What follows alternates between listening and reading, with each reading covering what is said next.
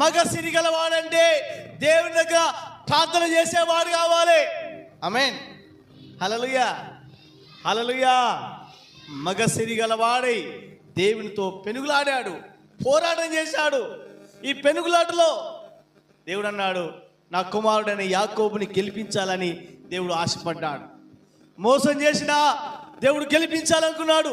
అన్నను మోసం చేసిన, జ్యేష్ఠత్వ హక్కు కొట్టేసిన, ఆశీర్వాదాలు కొట్టేసిన, ఎన్నిసార్లు మోసం చేయని ప్రయత్నం చేసినప్పటికీ దేవుడు అన్నాడు, వీడు మారు మనసు పొందాడు, వీడు మారిపోయాడు, ఇక వీడి జీవితాన్ని నేను మార్చాలి అని వాడు నాతో పోరాడుతున్నాడు, నాకు ప్రార్థన చేస్తున్నాడు, మనసు మార్చుకున్నాడు. కాబట్టి ఈ వ్యక్తి విషయంలో నేనేం చేయాలనుకుంటున్నా అంటే, నేను ఈ వ్యక్తి విషయంలో విజయాన్ని ఇవ్వాలనుకుంటున్నాను.